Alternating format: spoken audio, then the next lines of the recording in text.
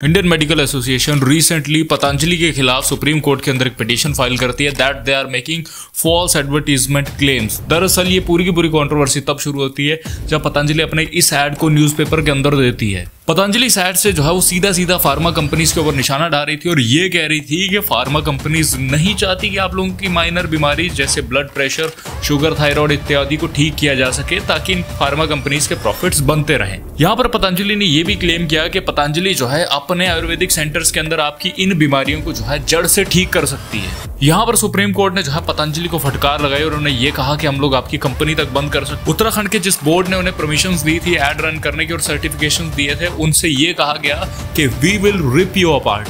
अब मैंने जो है इस साइड के अंदर इंडियन मेडिकल एसोसिएशन के ऊपर जब थोड़ी सी रिसर्च करी तो मुझे ये चीज पता चली कि इनकी पास्ट के अंदर ऑलरेडी कंट्रोवर्सीज हो चुकी हैं। 2016 के अंदर जब प्रधानमंत्री नरेंद्र मोदी ने डॉक्टर से ये कहा था कि आप लोग जो है वो जेनेरिक मेडिसिन को सजेस्ट कीजिए rather than branded medicine, doctors ने ये कहा कि हम लोग जो है वो सिर्फ और सिर्फ ब्रांडेड मेडिसिन के ऊपर भरोसा करेंगे। मोदी जी ने भी कहा रुक जाओ। गवर्नमेंट ने इसके रिस्पांस के अंदर जन औषधि केंद्र निकाल दिया और बोला डॉक्टर आपको जो दवाई लिख के दे आप जन औषधि केंद्र पर जाइए, वो पर्ची दिखाइए, उसके बदले में आपको जेनेरिक मेडिसिन मिल जाएगी, वो भी गवर्नमेंट द्वारा अप्रूव्ड। 2019 के अंदर नरेंद्र मोदी जी ने डॉक्टर से ये अर्ज किया कि आप लोग जो है फ्रीबीज के लालच के अंदर ना आइए, जैसे कि फॉरेन ट्रिप्स, गैजेट्स वगैरह जो आपको फार्मा कंपनीज देती हैं और उसके बदले में आप उनके प्रोडक्ट प्रमोट करते हैं। जैसे पेप्सी, कोका कोला वाले क्या करते हैं, अपने फ्रिज आकर जो है दुकानदारों को दे जाते हैं। अब दुकानदार फ्रिज के लालच के अंदर जो है पेप्सी को दुकान के ऊपर रखना शुरू कर देता है। यही नेटवर्क जो है फार्मा कंपनीज का भी है, उनके भी डिस्ट्रीब्यूटर हर जगह फैले होते हैं और देश के डॉक्टर्स को जो है बहुत सारी चीजें देते हैं ताकि उनकी दवाइयां सेल की जा सके।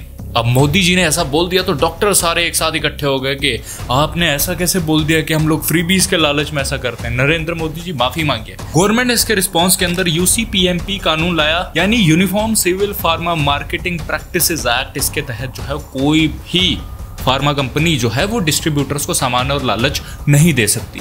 आप लोगों को 2020 के जो है डॉक्टर प्रोटेस्ट तो याद होंगे जब एक बार फिर से जो है देश को डिक्टेटरशिप बना दिया था कि देश के डॉक्टर जो है वो सड़कों पर आ चुके हैं किसानों के साथ में। मोदी जी कब सुनेंगे तानाशाही के इस बाजार में। तो एक्चुअल में हुआ यह था कि गवर्नमेंट ऑफ इंडिया ने जो है आयुर्वेदिक डॉक्टर्स को कहा था कि आप लोग भी जो है माइनर सर्जरीज परफॉर्म कर सकते हैं। अब इंडियन मेडिकल एसोसिएशन को इसके ऊपर गुस्सा चढ़ गया कि आयुर्वेदा वाले जो है कैसे सर्जरीज परफॉर्म कर सकते हैं। छुरी कांटे का अधिकार तो सिर्फ आईएमए के डॉक्टर्स के पास में है। पर इसके रिस्पांस के अंदर देश के अंदर आयुर्वेदिक हॉस्पिटल्स की संख्या बढ़ाई गई। आज भी रूरल इंडिया के अंदर 70% लोग जो है आयुर्वेदिक डॉक्टर्स के ऊपर रिलाय करते हैं, भरोसा करते हैं।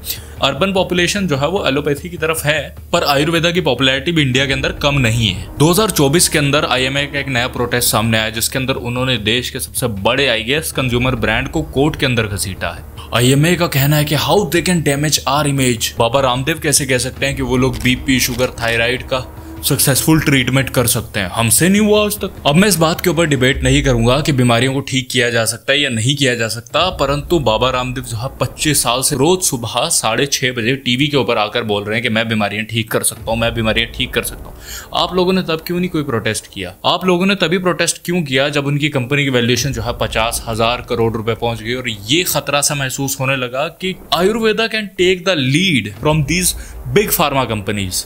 आप अगर नेपोलियन हिल की किताब पढ़ेंगे थिंक एंड ग्रो रिच, तो उसके अंदर लिखा हुआ है कि मेडिकल साइंस जो है बहुत ज्यादा एडवांस हो गई, हर चीज का वैक्सीनेशन अवेलेबल है, म्यूटेशंस ये लोग कर सकते हैं, सेल्स माइटोकॉन्ड्रिया के बहुत अंदर तक ये लोग डीपली स्टडी कर रहे हैं। पर ये लोग आज तक जो है वो कैंसर का इलाज क्यों नहीं ढूंढ पाए? इंसान जो है वो चांद के ऊपर भी पहुंच गया परंतु इनसे कैंसर का इलाज नहीं ढूंढा गया। ये शब्द थे नेपोलियन हिल के। दरअसल इस चीज को लेकर जो है मेरा फार्मा से भी यही सवाल है कि न्यूरालिंक जो है वो इंसानी दिमाग के अंदर चिप फिट कर रही है, मतलब you can now connect the electronics with your nerves. एक कंपनी ने रिपोर्टेडली ऐसा एक स्टार्टअप किया है जिसके अंदर आप अपने बच्चों के फेशियल फीचर्स तक चुन सकते हैं एक मशीन की मदद से और आपका बच्चा जो है वैसा ही बड़ा होगा। अगर आप लोग जो है इतनी एडवांसमेंट्स के अंदर पहुंच चुके हैं तो आप लोगों से माइनर से बीपी और शुगर के इलाज आज तक क्यों नहीं ढूंढे गए? बाबा रामदेव ने सीधा कहा कि तुमसे नहीं होते इलाज तो मैं कर देता हूँ। फिर इन लोगों ने जो है एक 1954 के एक्ट को लेकर जो है कोर्ट का दरवाजा खटखटाया। वो एक्ट जो 70 साल से जिसके अंदर अमेंडमेंट्स ही नहीं हुई हैं। उस एक्ट के अंदर जो है बोला गया 54 ऐसी बीमारियां हैं जो अभी क्योरेबल नहीं है, परंतु उसके अंदर से जो है 14 बीमारियां ऐसी हैं जो आज क्योरेबल हैं पर एक्ट के हिसाब से वो क्योरेबल नहीं है। और अगर आप जो है उनमें से किसी बीमारी का भी एडवर्टीजमेंट करते हैं तो आपको भी जेल हो सकती है। अब एक ट्रेंड और देखा गया है कि इंडिया के जो फार्मा बिलियनर्स हैं, इन्होंने अपनी वेल्थ के अंदर लास्ट के 1 साल के अंदर $20 बिलियन ऐड किए। मैक्सिमम फार्मा कंपनीज अपनी दवाइयों के ऊपर 4000% तक का प्रॉफिट्स कमाती हैं। फार्मा के ऊपर मल्टीपल स्टडीज के अंदर ये पाया गया कि ये लोग जो है प्रॉफिट्स को जो है लोगों से ऊपर रखते हैं। ये लोग जो है मेजरली 3 तरह से काम करते हैं, यूजिंग पेटेंट्स। अब इनमें से किसी एक आदमी ने एक दवाई बनाई, उसको जो है मल्टीपल पेटेंट्स करवा जाएंगे, थोड़ा सा केमिकल के अंदर हेर फेर करके, ताकि उस चीज का पेटेंट जो है एक ही कंपनी के पास में रहे। अब वो बाजार के अंदर देखेंगे क्या वो बीमारी बढ़ रही है, उसके बाद में जो है उसकी लिमिटेड क्वांटिटी को बाजार के अंदर भेजेंगे, ताकि दवाई बहुत ज्यादा महंगी और लोगों को जो है मजबूरी के अंदर खरीदना पड़े और इन फार्मा कंपनीज के प्रॉफिट्स बढ़े। दूसरा है गोस्ट राइटिंग का। अब किसी कंपनी ने कोई नई दवाई बनाई तो जितने भी डॉक्टर्स हैं, रिटायर्ड डॉक्टर्स हैं जो जर्नलिंग करते हैं, मेडिकल जर्नलिंग, उन लोगों को पैसे दिए जाते हैं और बोला जाता है कि आप हमारी दवाई की तारीफ के अंदर जर्नल्स लिखिए, जिसके अंदर दवाई के साइड इफेक्ट्स को छुपाया जाता है और डॉक्टर्स को बोला जाता है कि साइड इफेक्ट्स के लिए आप जो है इनके साथ में एक और दवाई दीजिए जो कि हमारी कंपनी की बनी हो। मतलब यार ऐसी स्पॉन्सरशिप मिले तो मजे मजे। रिसर्च एंड डेवलपमेंट के ऊपर कम खर्चा। आप अगर मोस्टली फार्मा कंपनीज की बैलेंस शीट उठाकर चेक करेंगे तो आप लोग ये पाएंगे कि उनका रिसर्च एंड डेवलपमेंट के ऊपर बहुत ही कम बजट होता है एज कम्पेयर टू बाकी डिपार्टमेंट्स। और वहीं पर जो पतंजलि के पास में आज के टाइम के ऊपर रिसर्च सेंटर है, वो इंडिया के अंदर one of the top research centre है। इंडिया के अंदर इक्का दुक्का कोई रिसर्च सेंटर होगा जो उसके कंपैरिजन में भी आ सकता है। World class research centre. और आप लोग ये बोल रहे हैं कि what Babaji knows about science.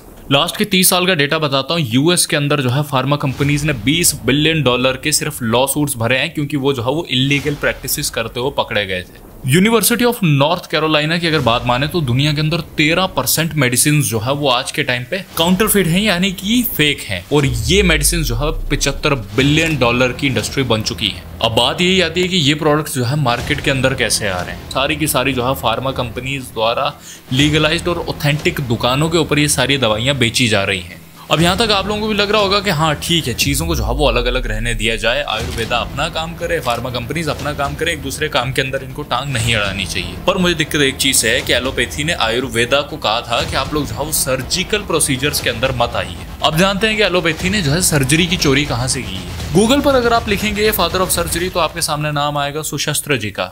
Indian Ayurveda के महर्षि जिनकी टीचिंग्स के ऊपर आज अमेरिका, ऑस्ट्रेलिया, यूरोप के अंदर जो है मेडिकल स्टडीज हो रही हैं।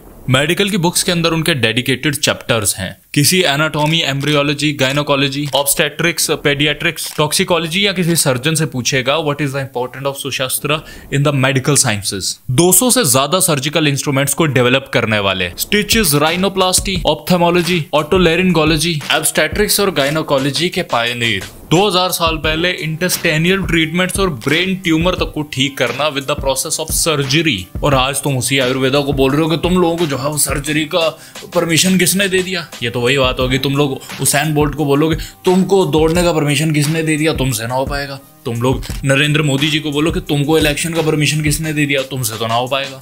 तुम लोग मेरे से बोलो तुम लोगों को केस स्टडी का प्रोफेशन किसने दे दिया। नेस्ले की मैगी के अंदर लेड मिलता है, उसके ऊपर जो है कोई प्रतिक्रिया नहीं होती है। बोर्नविटा लोगों को हेल्थ ड्रिंक के नाम के ऊपर 38% शुगर बेच रहा है। शुगरी सिरप जो है लोगों को मोटा बनाने के लिए बेचे जा रहा है। मैंने जो है शुगर के ऊपर एक वीडियो बनाई थी, उसको भी आप जाकर देख सकते हैं। उन चीजों से सुप्रीम कोर्ट को और इंडियन मेडिकल एसोसिएशन को, डॉक्टर्स को कोई भी दिक्कत नहीं है। वेट करते हैं कि यार सुप्रीम कोर्ट इसके अंदर क्या करता है। बाकी इस वीडियो को उन लोगों के साथ में शेयर कर दो जो अपने ही स्वदेशी लोगों को गाली देकर ये बोलते हैं कि we are more intelligent than the Einstein because we know how to pronounce the word delulu. Corona की दवाई पे लेके काफी हंगामा हो गया कि वो कोरोना को पूरा ठीक नहीं करता, ज्यादा इम्यूनिटी के लिए। दरअसल बात क्या है, एलोपैथी वाले पूरी दुनिया के डॉक्टर मिलके 37 मिनट कोई दवा ना बना सके। अब इनको ऐसा लगता है कि भगवे कपड़े पहनने वाले सन्यासी ये कैसे दवाई बना सकते हैं।